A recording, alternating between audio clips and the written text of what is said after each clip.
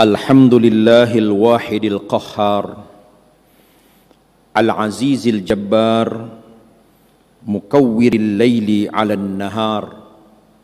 Ashhadu an la ilaha illallah wahdahu la syarika lah, kalimatun tunji qailaha min mas'alatihi wa 'adzabin nar. Wa ashhadu anna sayyidana Muhammadan abduhu wa rasuluh arsalahu Allahu rahmatan lil alamin wa ja'ala Allahu ummatahu khaira ummatin ukhrijat lin nas wa salimil ummati min jami'il ashrar. Allahumma salli wa sallim wa barik ala nabiyil mukhtar wa ala alihil athhar wa ashabihil akhyar wa man tabi'ahum ila yaumil mahsyar. Amma ba'd, faya ibadallah, usikum wa nafsi bitaqwallah, wa qad faza man ittaqa, lianna Allah ta'ala awsana bitaqwahu kama qala ta'ala bismillahirrahmanirrahim, ya ayyuhalladzina amanu taqullaha wal tanzur nafsum ma qaddamat lighadin wattaqullah innallaha khabirum bima ta'malun. Wa qala ta'ala bismillahirrahmanirrahim, la uqsimu biyaumil qiyamah wala uqsimu bin nafsil lawwamah ayahsabul insanu allan najma'a idhamah bala qadirina ala an nusawwiya bananah bal yuridul insanu liyafjura amamah fa idza yas'alu ayyana yaumul qiyamah fa idza bariqal basar wa khasafal qamar wa jumi'a asy-syamsu wal qamar yaqulul insanu yawma idzin ainal mafar. Wa qala Rasulullah sallallahu alaihi wasallam, badiru bis salihah fitanan ka qat'il lailil muzlim yusbihu rajulun mu'minan wa yumsi kafiran wa yumsi mu'minan wa yusbihu kafiran yabi'u dinahu bi'aradin minad dunya, rawahul Bukhari atau kama qala Nabi sallallahu alaihi wasallam. Hadirin jamaah Jumat yang senantiasa ditambahkan keberkahan dan dimuliakan oleh Allah Subhanahu wa taala. Kalau kita perhatikan ayat-ayat di dalam Al-Qur'an, ayat-ayat yang berbicara tentang hari kiamat lebih banyak diturunkan di kota Makkah dibandingkan diturunkan di kota Madinah. Ketika Rasulullah sallallahu alaihi wasallam menyampaikan ayat-ayat tentang hari kebangkitan, orang-orang Mekah menolak, menampik dan bahkan mengejek Rasulullah sallallahu alaihi wasallam. Bahkan ada di antara mereka yang melempar hinaan kepada Nabi dengan menganggap Nabi sudah terjangkit penyakit gila.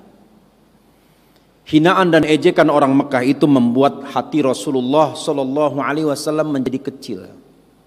Hilang semangat beliau karena beliau dituduh sebagai orang gila. Lalu kemudian di dalam surat 63 surat Al-Qalam, Allah menyampaikan pembelaan kepada Nabi sallallahu alaihi wasallam. Kata Allah, ma anta bi ni'mati rabbika bin majnun. Ma anta bi ni'mati rabbika bimajnun, tidaklah engkau wahai Nabi karena nikmat Tuhanmu ini menjadi orang gila. Wa inna laka la ajran ghairu mamnun, justru bagi engkau adalah pahala balasan yang berlimpah ruah. Hadirin yang dimuliakan Allah, ketika Rasul menyampaikan berita tentang hari kebangkitan bahwa manusia pasti akan dibangunkan dari kuburnya, orang-orang Mekah sudah berpikir tidak mungkin jasad yang sudah hancur dan tinggal tulang belulang itu akan bisa kembali disatukan. Bagaimana caranya? Bagaimana proses kimiawinya? Kalau orang-orang yang sekarang menganut paham ateis tentu akan bertanya bagaimana zat-zat kimia yang sudah terurai, terpencar, bergabung dengan tanah itu bisa bersatu kembali tanpa salah kode, karena setiap unsur kimia manusia mempunyai kode yang berbeda-beda. Tapi Allah menegaskan di dalam surat Al-Qiyamah, bala qadirina ala an nusawwiya banana. Kami mampu, kata Allah, menghubungkan kembali tulang-tulang yang sudah berserakan itu, bahkan hingga menyusun jari jemari secara detail, kata Allah. Kenapa manusia menolak? Di dalam surat Al-Qiyamah surat 75 Allah mengatakan bal yuridul insanu liyafjura amamah. Penolakan mereka terhadap berita tentang hari kiamat karena manusia selalu punya keinginan untuk bisa berbuat maksiat selama-lamanya. Orang merasa terganggu dengan penyampaian yang diberikan oleh Nabi SAW. Kalau kita baca di dalam sejarah bagaimana dakwah Rasul di kota Mekah, beliau tidak pernah mengutuk orang yang melakukan perbuatan maksiat. Beliau tidak pernah menghalangi orang Mekah yang ingin melakukan perbuatan maksiat. Beliau hanya mempertanyakan apa kemanfaatan dari maksiat yang dilakukan oleh orang-orang Mekah.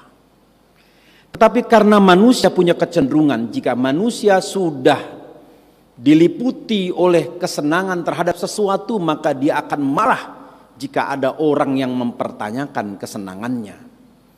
Atas alasan itulah orang-orang Mekah merasa tidak nyaman dengan dakwah yang disampaikan oleh Nabi, terutama ketika Nabi menyampaikan berita tentang hari kiamat. Hadirin yang dimuliakan Allah Subhanahu wa taala, berbeda keadaannya ketika Rasulullah sallallahu alaihi wasallam menyampaikan kabar tentang kiamat kepada penduduk Madinah yang sudah beriman. Mereka menerima dan mereka menyadari bahwa setiap perbuatan yang dilakukan oleh manusia itu pasti akan diminta pertanggungjawaban. Orang-orang Jawa ketika disampaikan riwayat tentang hari kiamat, berita tentang hari kiamat di dalam Al-Quran, tentu dengan penyampaian bahasa Jawa, mereka menyimpulkan dengan satu kalimat yang seringkas dan sederhana, Gusti Pangeran boten sare. Allah tidak pernah tidur. Sehingga orang-orang yang beriman menjadikan hari kiamat itu sebagai patokan dan acuan bahwa setiap perbuatan yang dilakukan pasti akan ditanya oleh Allah Subhanahu wa taala, apapun perbuatan itu.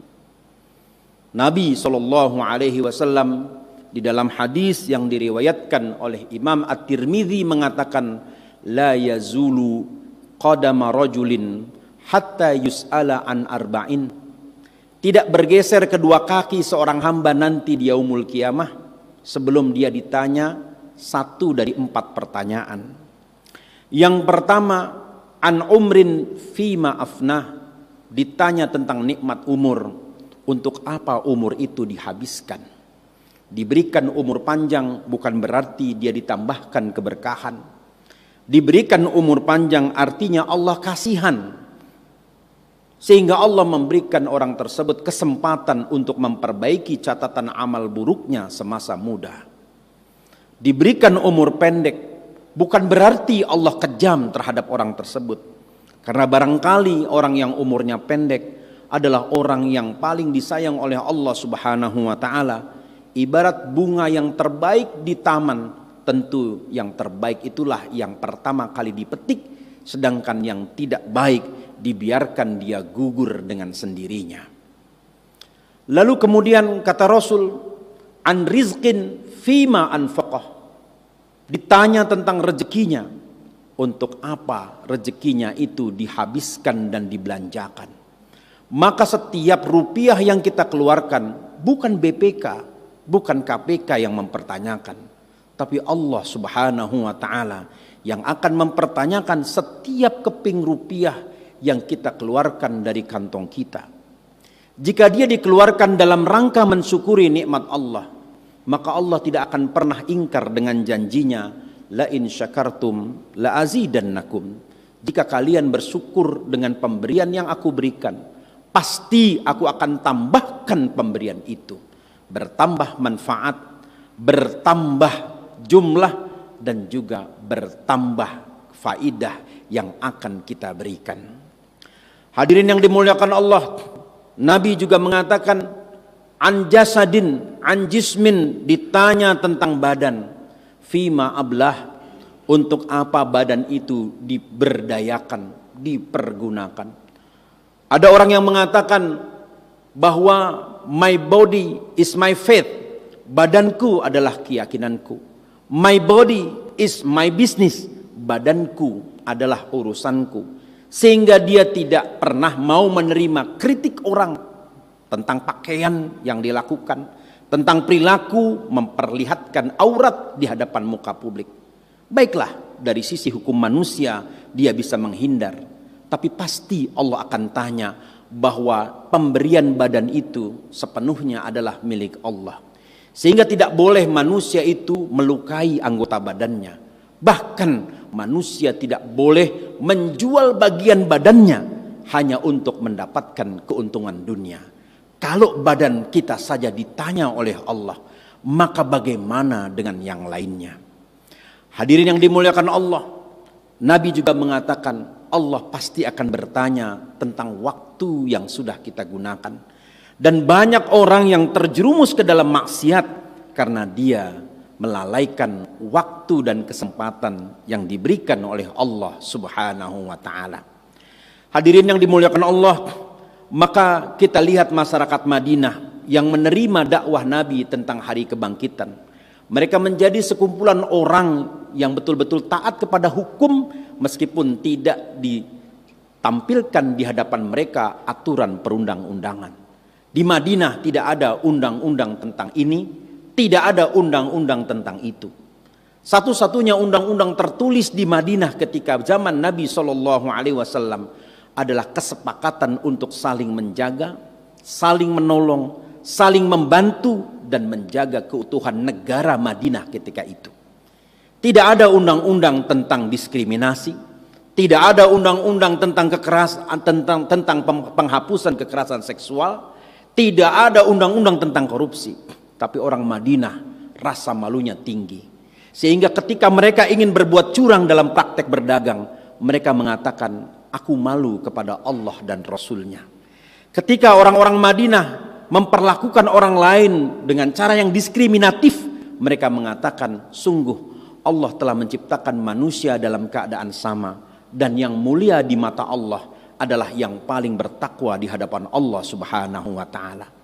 Sehingga karena ketaatan yang luar biasa itulah orang Madinah saling menghargai dan menghormati satu sama lain.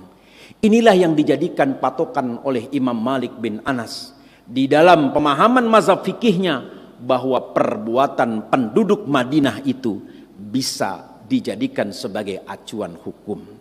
Hadirin yang dimuliakan Allah Subhanahu wa ta'ala, pembicaraan tentang hari kiamat di dalam pandangan ajaran Islam adalah pembicaraan tentang masa depan. Memang ketika kita berbicara tentang masa depan, banyak orang yang mengira kita ini sedang mengigau atau bermimpi. Mari kita dengarkan dan kita ingat lagi lagu yang disampaikan oleh grup Qasidah Nasidaria. Pada tahun 80-an, Nasidaria pernah mengatakan bahwa tahun 2000 semua serba mesin. Tidur ditemani mesin, bekerja dengan mesin, berinteraksi dengan mesin. Dan kini apa yang disebut di lagu itu terbukti menjadi kenyataan. Kita tidur ditemani mesin, mesin pendingin ruangan. Kalau tidak ada mesin pendingin ruangan, maka kita tidak merasa nyaman ketika kita tidur. Bekerja kita ditemani mesin, mesin komputer, mesin Android, yang semuanya kita anggap sangat membantu kehidupan kita. Dan Nasidaria tahun 80-an sudah berbicara the Internet of Things, semua berkaitan dengan internet.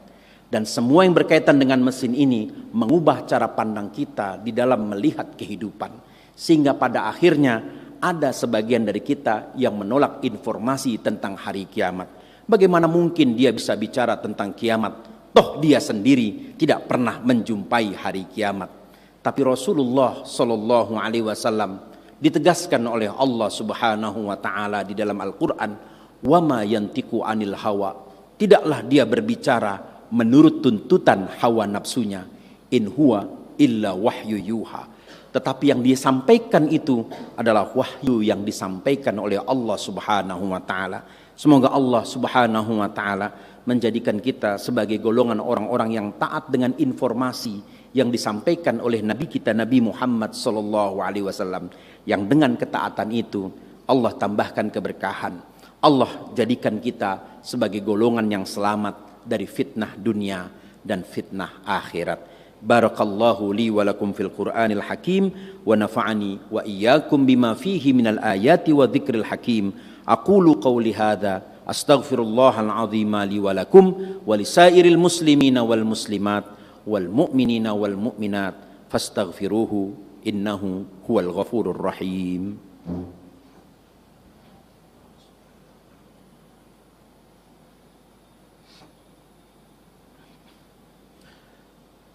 Alhamdulillahi rabbil alamin wal aqibatu lil muttaqin wala udwana illa 'alal zalimin. Ashhadu an la ilaha illallah wa ashhadu anna sayyidana Muhammadan abduhu wa rasuluh. Allahumma salli wa sallim wa barik ala Muhammad wa ala ali Muhammad kama sallaita ala Ibrahim wa ala ali Ibrahim wa barik ala Muhammad wa ala ali Muhammad kama barakta ala Ibrahim wa ala ali Ibrahim fil alamin innaka Hamidum Majid. Amma ba'du fa ya ibadallah, innallaha ya'muru bil 'adli wal ihsan wa ita'i dzil qurba. Innallaha ya'murukum bi amrin bada'ah bihi bi nafsihi wa sannal malaikatul musabbihuna 'ala qudsih wa qala ta'ala wa lam yazal qailan 'alima innallaha wa malaikatahu yusalluna 'alan nabi ya ayyuhalladzina amanu sallu 'alaihi wa sallimu taslima. Wardillahumma 'anis sahabati ajma'in wa 'anit tabi'in wa atba'it tabi'in wa 'anna bi rahmatillahi rabbil alamin. Allahumma ighfir lil muslimina wal muslimat wal mu'minina wal mu'minat al ahya'i minhum wal amwat, irfa' lahumud darajat wa kaffir 'anhumus sayyi'at wa dha'if lahumul hasanat wa ya qadiyal muhimmat.